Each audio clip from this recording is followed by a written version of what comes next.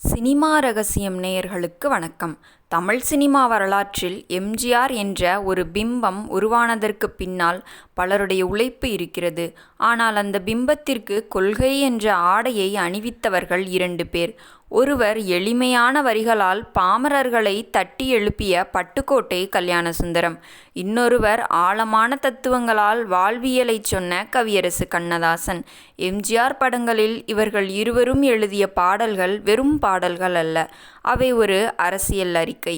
இந்த 2 மாபெரும் கவிஞர்களும் ஒரே படத்தில் பணியாற்றிய போது என்ன நடந்தது என்று பின்வரும் வீடியோவில் பார்க்க போகிறோம். வீடியோவை முழுமையாக பாருங்கள். பட்டுக்கோட்டை கல்யாணசுந்தரம் அவர்கள் எம்ஜிஆரின் ஆரம்பகால படங்களில் ஒரு மிகப்பெரிய தாக்கத்தை ஏற்படுத்தினார்.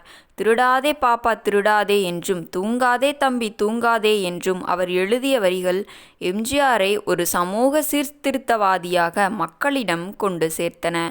பட்டுக்கோட்டையின் வரிகளில் ஒரு வேகம் இருக்கும், ஒரு கம்யூனிச சிந்தனை இருக்கும். இந்த எம்ஜிஆர் அவர்கள் பட்டுக்கோட்டையின் வரிகளை படிக்கும்போது வியந்து போவாராம். எப்படி இவ்வளவு எளிமையான வார்த்தைகளில் இவ்வளவு பெரிய தத்துவத்தை சொல்கிறார் என்று பாராட்டுவார். ஆனால் எதிர்பாராத விதமாக பட்டுக்கோட்டை அவர்கள் மிக இளம் வயதிலேயே மறைந்தது எம்ஜிஆருக்கு ஒரு மிகப்பெரிய இழப்பாக அமைந்தது. அந்த இடத்தை நிரப்ப வந்தவர் தான் கவியரசு கண்ணதாசன். பட்டுக்கோட்டை விட்டு சென்ற அந்த கொள்கை பாதையை கண்ணதாசன் எப்படி தனது பாணியில் தொடர்ந்தார் என்பதுதான் இங்கே சுவாரஸ்யமான விஷயம். கண்ணதாசன் உள்ளே வந்தபோது அவர் பட்டுக்கோட்டையிலிருந்து முற்றிலும் மாறுபட்டவர். பட்டுக்கோட்டை சமூகம் பற்றி பேசினால், கண்ணதாசன் வாழ்க்கையின் ரகசியம் பற்றி பேசினார். எம்ஜிஆர் படங்களில் இவர்களது பாடல்கள் ஒரு ஆரோக்கியமான போட்டியை உருவாக்கின. குறிப்பாக ஒரு படத்தில் பட்டுக்கோட்டை ஒரு பாடலை எழுத, அதே போன்ற ஒரு சூழலுக்கு கண்ணதாசன் இன்னொரு பாடலை எழுத வேண்டியிருந்தது. இந்த சம்பவத்தில் நாம் கவனிக்க வேண்டிய மையக்கருத்து என்னவென்றால், ஒரு நடிகன் தனது பிம்பத்திற்காக 2 வெவ்வேறு கவிஞர்களின் திறமையை எப்படி பயன்படுத்தி கொண்டார் என்பதுதான். கண்ணதாசன் எப்போதுமே சொல்வார், பட்டுக்கோட்டை இருந்திருந்தால் நான் இவ்வளவு கஷ்டப்பட்டிருக்க வேண்டியதில்லை என்று.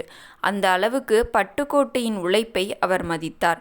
எம்ஜிஆரை பொறுத்தவரை பட்டுக்கோட்டை மக்கள் மனதை தட்டி எழுப்பினார் என்றால், கண்ணதாசன் மக்கள் மனதை அமைதிப்படுத்தினார்.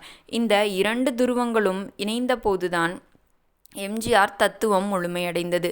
இவர்களுக்குள் இருந்த அந்த போட்டிதான் தமிழ் சினிமாவிற்கு பல பொற்கால பாடல்களை தந்தது. பட்டுக்கோட்டை கல்யாணசுந்தரம் மற்றும் கண்ணதாசன் இவர்கள் இருவருமே எம்ஜிஆர் எனும் கோபுரத்தை தாங்கிய தூண்கள். பட்டுக்கோட்டையின் வேகம் ஒரு பக்கம், கண்ணதாசனின் விவேகம் ஒரு பக்கம் என தமிழ் சினிமா ஒரு பொற்காலத்தை கண்டது. நேயர்களே, இது போன்ற சினிமா ரகசியங்களை தெரிந்து கொள்ள நமது சேனலை சப்ஸ்கிரைப் செய்து கொள்ளுங்கள்.